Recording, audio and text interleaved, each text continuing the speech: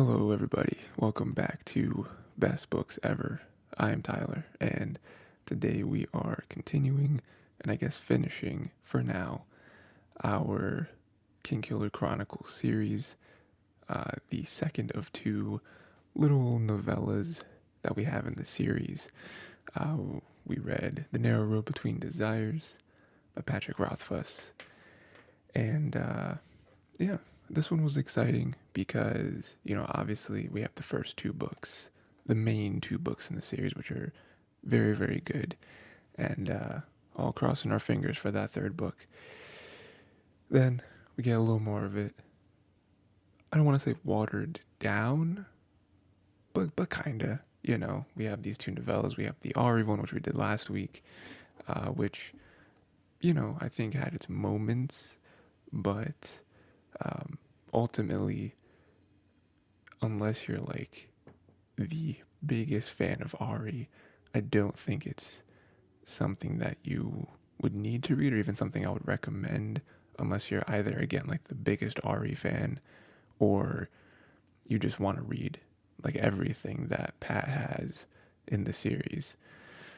This one, I think, a little, uh, a little more necessary. Again, you know, there's a reason why neither one of these are book three.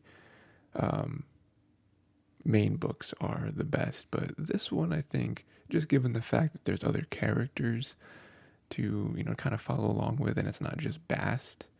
Again, that's kind of what made the Ari thing a little harder to read and like cling to.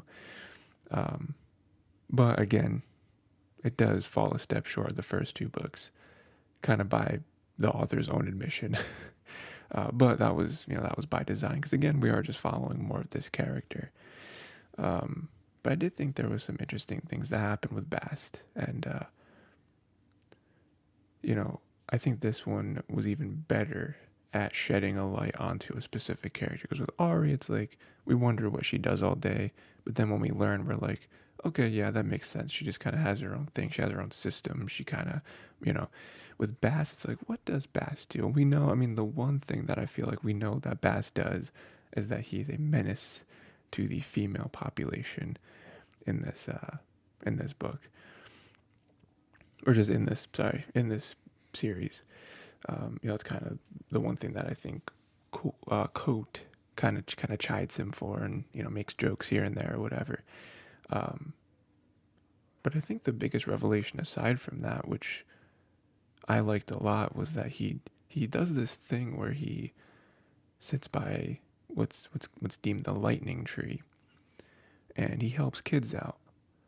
He has rules like you can't be taller than like the waystone or something, and you gotta come alone, and you can't tell any adults about what's going on. But like he helps kids out, um, either with favors or with questions or just kind of get out of things, whatever. And I think that's interesting because I wouldn't have pegged Bast as like that's how he spends his time. Now he does get stuff out of it. It's not just out of the goodness of his heart. He does get like items or again favors to be used along the way to just kind of make his own life easier, right? Um, but he does seem to grow a fondness for some of these characters. I mean, there was what was it, Costal, Crostal? What was their name? Um, did I not write down their name? That's crazy. That was a pretty big. Uh, Castrol. That's what it was. I was wrong. Castrol. There does seem to have a fondness for him, and the way that Castrol kind of talks, and sometimes he gets a little bit of an edge on Bast, which I'm sure is fun for Bast. He even said, um, if you just win at a game all the time, it gets boring. So if you lose every now and again, makes it exciting. Um, but yeah, this was cool. He helps. He doesn't really help Castrol all that much. It's more of like a, I don't know. Their thing is kind of more weird, but like, um, he helps that one girl like try to convince her father to keep the kitten. Um, he answers people's questions. So yeah, throughout this whole thing, I'm just wondering like what drove Bast to do this? Like is it because he has a soft spot somewhere? Again, like he is Fae, and I think generally you think of Fae as like these monsters or demon, demon adjacent or whatever. I don't think that's necessarily fair. I think he definitely has that. Um, so then you think, okay, does he have like a soft spot, or um, is it purely just because it is transactional? He always gets stuff, and there are children. So like, what about that? Like, uh, does he go for that because children, just like need the help more? So maybe they're more desperate. Maybe they'd be more, um, you know, willing to give up to like trade stuff. Um, is it just for his own amusement, or it's like, oh, I help the kids with this stuff because kids are little rascals, and because seeing them get what they want and stuff is very funny to me. To see like the youth get one up over on the adults and their parents. We never really learn why he does this. Um, but yeah, I just thought that was a fun thing to think about. Like, where did, even with this extra book about Bast, I was kind of wondering, how did Bast get here though? You know, why did he start doing it? Just to spend the time. Again, he does get stuff out of it because even with the Castrol stuff, he is able to find out where Emberly's bathing spot is, which again goes back to his reputation. I don't know how secret it is because again, he has his own reputation, sort of like Quoth does or did. He kind of builds up a certain thing too, where he sort of just lets people think that he's like a little slow, a little simple, um, just so people like underestimate him and maybe take advantage of him, or at least that's what they think they're doing. So, um, but then that's even funny because then we learn later on that Castrol was actually told by Emberly to make this deal because Emberly actually secretly wanted Bast to know where her bathing spot is. So again, because Bast is a very attractive person. I mean, we even see that when like he was bathing and he was like, oh, look at all these birds. I can hear all these birds. And like, he clearly knew they weren't birds. He knew that they were other women spying on him. So yeah, adding to that sort of part of his image. But yeah, so that was cool. Other than that, because obviously there's some specific stuff I want to get to, but I might leave that for the end. Even with all like the Fae stuff, that was something I think was in like the foreword at the beginning of this book, which I don't read very often when it comes to books, but I just kind of skimmed it, and I think it was maybe in the foreword, maybe it was in like a review of the book or something.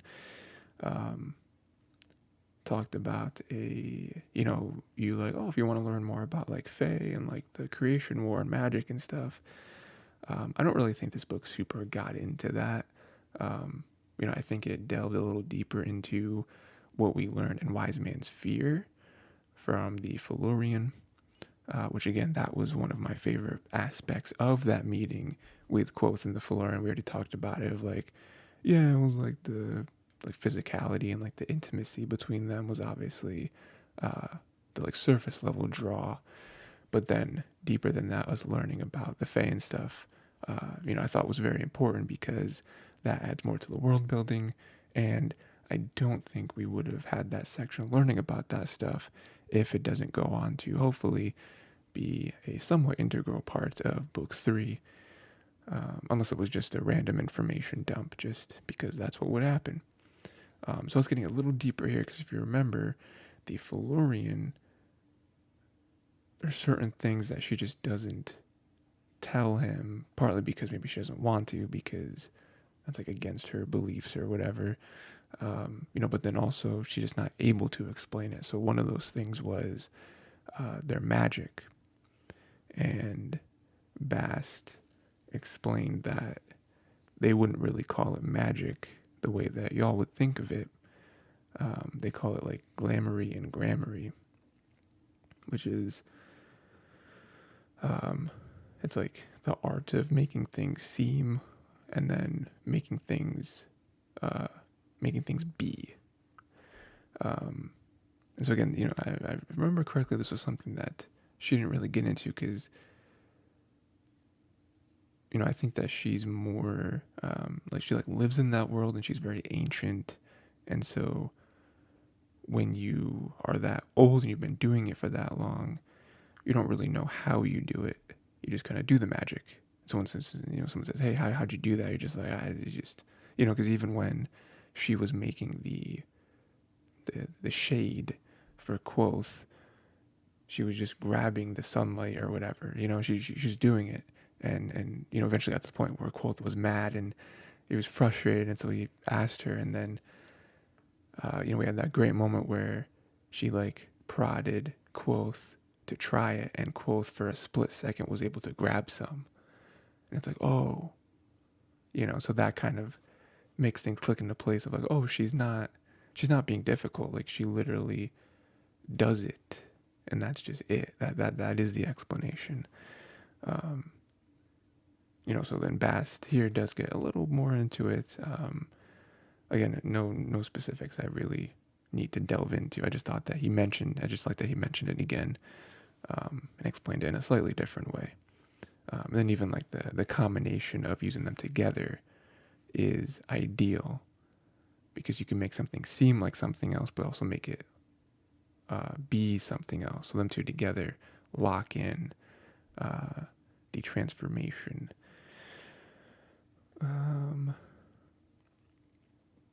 Let's see. So obviously we're gonna get to the Rike stuff at the very end because that's like the meat and potatoes of this.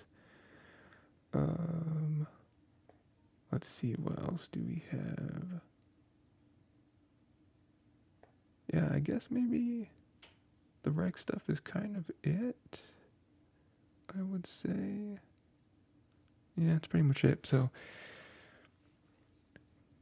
kind of the precursor to the Rike stuff that I want to mention is when Castrol gave him the gift from Rike. Obviously, Rike had no idea what he was really doing and how it affected Bast. He was just giving it to him as like a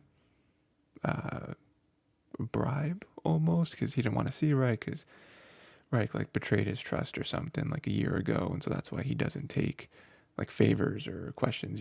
Rike is not allowed to come to him at the lightning tree. But what was interesting about that was, and I don't know how clear this is, but it was either, I think it's Fae in general, maybe. When you give them a gift, you're now like indebted, or they're now like indebted to you. And so that's why I think Bast was, when he was presented with the possible gift, Castro had his closed hand around the gift. Bast was kind of going through his mind of like, okay, it's probably nothing special. It's probably just like some button or something. And so with that, it wouldn't matter if he took it because the debt would be so minuscule, he wouldn't really worry about it. But what if it wasn't? It's probably something that's nothing and worthless and meaningless. But what if it's not? What if it's a button but it's made of bone? Or what if it's like some ruby or something that he found? Then the debt would be much larger and he would maybe be in trouble. Because that is something that I guess they're like bound to, is a debt. And so that's why he didn't take it. He ultimately didn't take it, and then he did, and was like, who cares? But that's why it really weighed on him, because I don't remember exactly what it was. It was like some like brass something or other. I like this because again, Reich had no idea that he really had some sort of hold on Bast. If he did, the rest of that book beyond this point would have went very differently. But he didn't. But I just like those little moments of like Bast like sweating and him like almost fainting.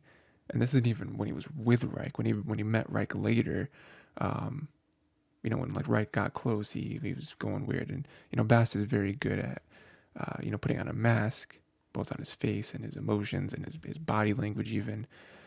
But in his mind, he was going insane. And it almost hurt him more that Wright did all of this unknowingly. He's like, man, at least if he did it on purpose, I would be able to just make a deal with him and be square, and everything would be out in the open. But now he doesn't know about it, so now I have to play this weird game, because if he doesn't know about it, him finding out about it could be worse than if he actually knew about it this whole time, and that was his plan this whole time. So yeah, that was a little interesting tidbit about Faye, which I didn't think we knew before. Again, I don't know how far that expands.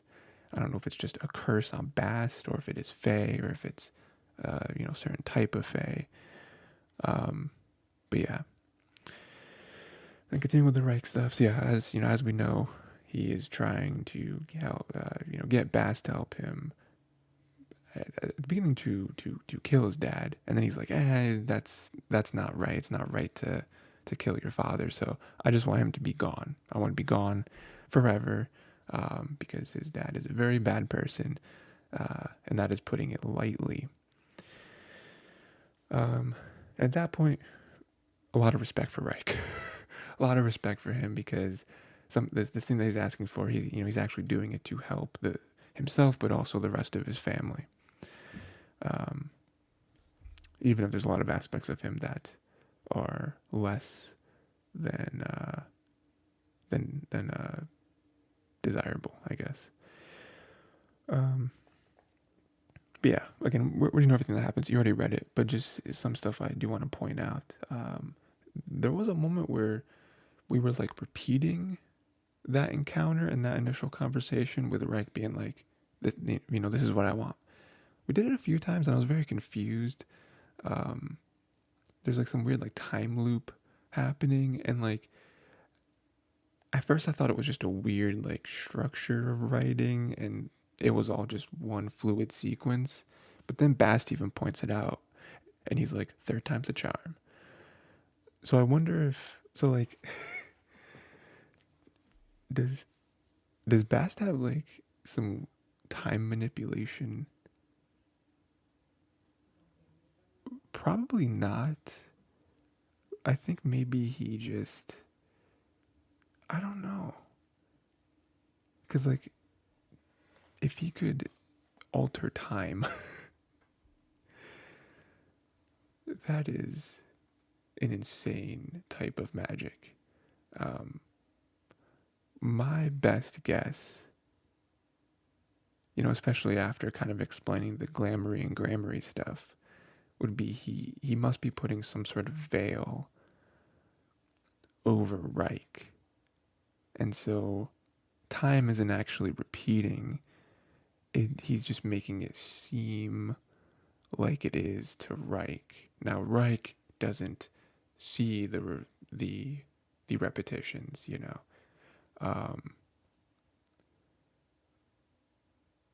he must just do it in a way that like the encounter never happened. So when they encounter again, Rike believes it to be the first time.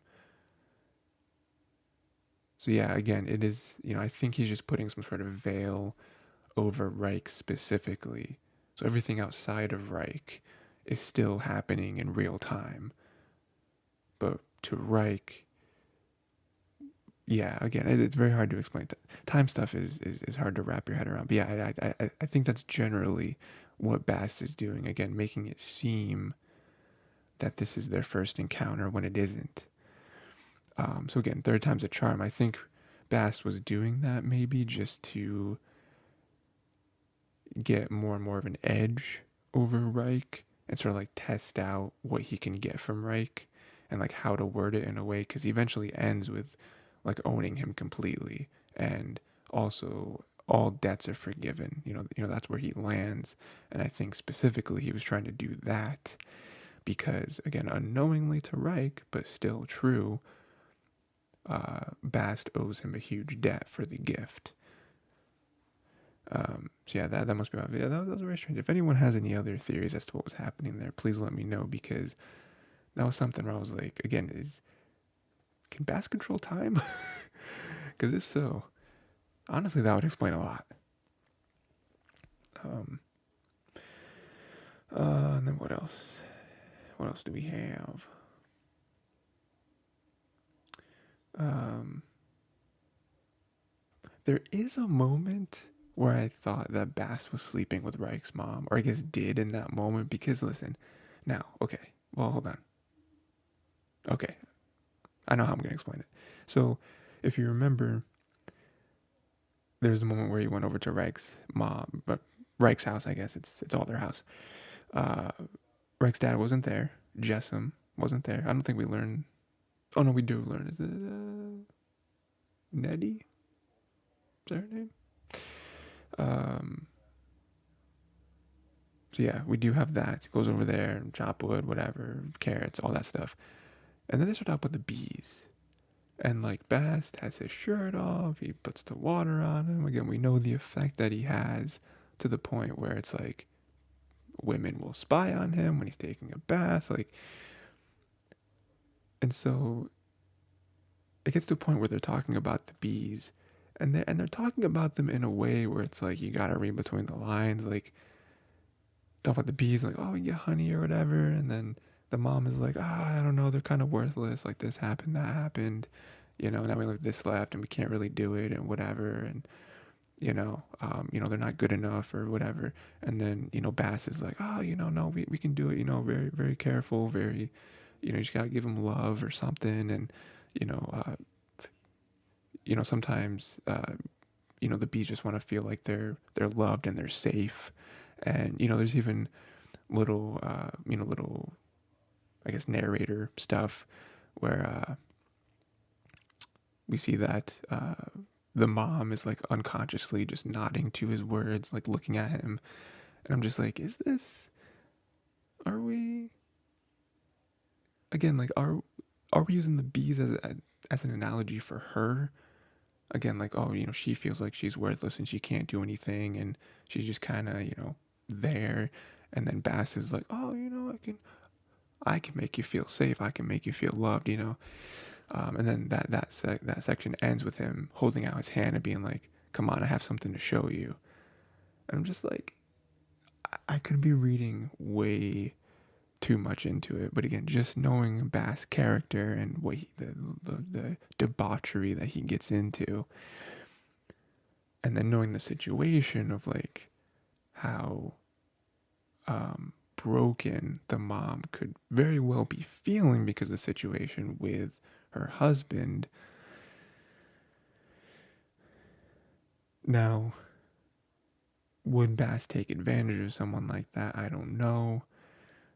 Was he doing it just to spite Jessam and just be like, not only am I going to get rid of you, but I slept with your wife, which is so petty. I don't know. Again, that theory of mine gets its legs kicked out from under it a little bit at the very end when he is telling Quoth about some stuff that he did, some stuff that he learned, and learning about like, oh, the Nettie just got a new queen bee or something, and it cuts to an illustration of the family collecting honey and stuff. So it's like, oh wait, maybe Bass did just show her like all the honey bee stuff. Maybe everything I was thinking into, it was a crazy reach. But maybe it's not. I don't know. Let me know what you think if you're thinking that, or if I was just completely off base. But yeah, it was just a weird encounter though that lasted a little too long. I don't know. And then yeah, it basically we have the end where we don't even see it. Bass just comes back, seemingly has taken care of Jessam.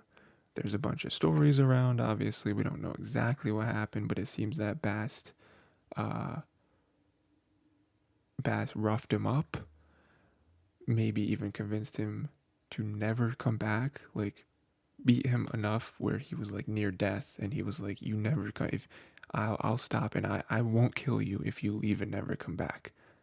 And I feel that's probably what happened. I mean, Jessam already didn't like. Wait, was it Jessam that didn't like him? Oh no, I think it was Crazy Martin. that didn't like him, right? Okay.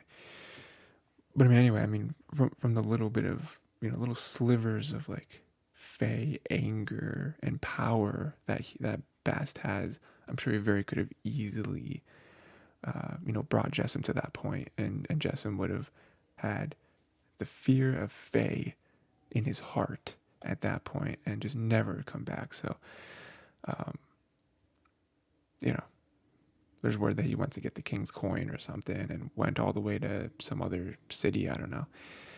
Um, but then the story there, because obviously we don't know that it was Bast, was that earlier Bast took some stuff, some goods from Crazy Martin. Crazy Martin is furious, and so we're kind of connecting the two dots there. The people are doing a very good job of connecting two dots that are not at all connected. So it's like that's why he ran off, because he did that, and we know that he's a drunk. So yeah, all that stuff. We don't want Crazy Martin on you. Crazy Martin will hurt you. Yeah, that's mostly it. I will say that I like towards the end, because again we started this episode off with me talking about how I'm curious as to see why Bass does this. Or not as to see why, because we don't ever find out why, but just something to think about. Like, why does he do this? Is it just for his own amusement? He doesn't really care about any of this stuff. He just finds it fun to like mess with people, and even if messing with people is helping them, or is there some part of him, maybe Quoth is rubbing off on him? He does talk about that briefly, to like how being with Quoth has kind of affected him. So. But linking that all the way down to the end is Rike. And it seems like he may have really helped Rike at the end, not only with taking out the father, and that'll make their household a lot healthier, a lot safer, but also that like weird ritual thing he did at the end with Rike, of like owning the bad parts of himself, of Rike, and trying to have some positive reinforcement to Rike and like who he is and who he wants to be. So it may have actually helped him and kind of pushed him on the right path with, again, not only the physical actions of taking out the father, but also the more mental stuff of trying to clean out all the negative energy from Rike. So that was really cool.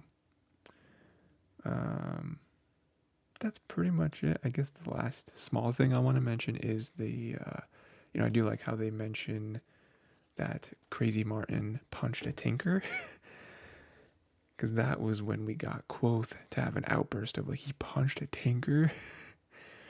Because we know that's you don't do that. Like, you do not upset a tinker in any way. In fact, not only do you not upset a tinker, you're supposed to go the other way. You're supposed to do everything in your power to appease a tinker, and at least try to as positively and graciously deny any purchases if you don't have the money or anything like that, anything to trade or anything. You always are nice to a tinker, always. And so for you to not only be mean but to physically harm a tinker, that was crazy. But again, coming off the Bast stuff, where it's like, oh, on the surface he might be this like mean fae who just likes to toy with humans, but deep down maybe there is something there. With Crazy Martin being the crazy one, having all these stories about him, some of them real, some of them embellished, for us to hear. I think it was Cobb, right? Because the story was that, first off, Crazy Martin punching a tinker was insane, and it was like, oh, he is crazy, he's insane, and I get why no one wants to mess with him, because that is insanity to hurt a tinker. Then the story that someone said was that he was protecting some daughter from the tinker, right? And it's like, okay, that's more admirable. And then Cobb says that's not what happened, and we know that Cobb doesn't know everything, right? Unless Quoth has been lying about his own story when he's telling it to Chronicler. um, many of the stories that Cobb has told about the famous quotes are inaccurate. So we know that Cobb just likes telling stories, and I'm sure he's heard these stories, and I'm sure he's not lying. I'm sure these are things that he's heard and he's putting them together in a story, because that's what people do, right? Um, that's why there's always questions with stories that Coulthus heard. I mean, even with the one, um, that Scarpy told, and then the version of it that Denna has, right? Um, but this time it felt sincere. This time it felt like he was not telling this story to entertain. He was telling it as like, this is what happened, you know? So he, we know that he boiled it down to Crazy Martin was protecting Cobb. He saw his fellow townsfolk, right, getting assaulted by someone who is not a part of our town, and so not out of anger, he was just doing it to to kind of settle the score, right, and be like, you're not allowed to do that. And so he punched and then kicked the Tinker one time each, and that was it. Again, I really like that story for two reasons. One, again, it does kind of bring Cobb down to earth a little bit, with this story. And again, it felt like he was just saying it to get it off his chest and be like, this is what happened, versus him telling stories to entertain his fellow friends and sort of one up them and like, one, look at all the stuff I know, and two, I can tell a story better than anyone. And then the second reason I like that is because it does kind of humanize Crazy Martin a little bit and show like maybe he's not crazy, maybe he just has some weird quirks. We know that he gets into like very long and serious conversations about things that maybe other people don't understand or don't really care about. Like with why isn't your fencing square? you know, um, and then he's just very passionate about stuff. Or maybe he is crazy. You know, I guess the best way for us to know is if we ever actually get any sort of real time conversation with him. But yeah, I think that's it. Um, like I said, more, a little more entertaining, a little more gripping than the Ari one. I don't dislike the Ari one by any means, but this one, just the fact that it had other characters to interact with, it just had like more fun stuff that was happening. Yeah. Well, let me know what you thought of Narrow Road Between Desires. Um, and so next week is the time. What a time to be alive. Next week we are starting a new series because this is the end of the King Killer stuff until hopefully we get the Doors of Stone releasing and we can wrap this all up. So what are we doing? I have decided that we're going to go back in time a little bit. Well, I guess this series was technically released like 10 years ago, but we're going to go back in time for my own personal time machine for when I read stuff. And we're going to read the Hunger Games series. I was going to say trilogy, but there's also a prequel with it. So we're going to read all 4 of those books. Again, these are books that I have all read before, except for the prequel. I never read the prequel. The prequel came out much later, like 10 years after book 3 came out. Never got around to it because I just didn't. But yeah, so that's book 1 is The Hunger Games.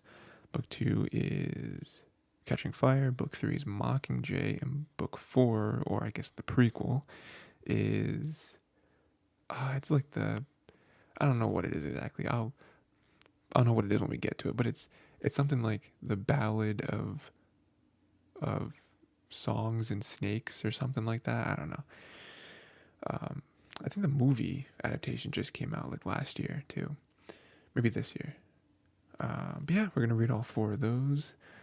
So next week, obviously starting off with book 1, The Hunger Games, we're gonna read chapters 1 through 14. So that'll be roughly the first half. This one is a little weird. I don't know how this will go. I mean, I'm sure at the end of the day it'll be great. Um, but yeah, it is broken up into. Technically, this book is broken up into 3 like parts. We're not doing it in 3 parts because there's not enough book for us to stretch it out that much. So we're kind of just going by the chapters like we normally do. So chapters 1 through 14. That's roughly the first half. And yeah, we'll get through that. That'll be a good time. I haven't read it since I read it the first time, like 15 years ago or something like that.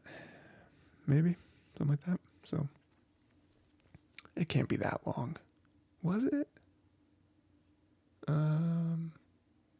Yeah. No, over 10 years ago, definitely. But yeah. So read that. Until next time, read those chapters. We're starting a new series. It's always a good time. And yeah, have a good day.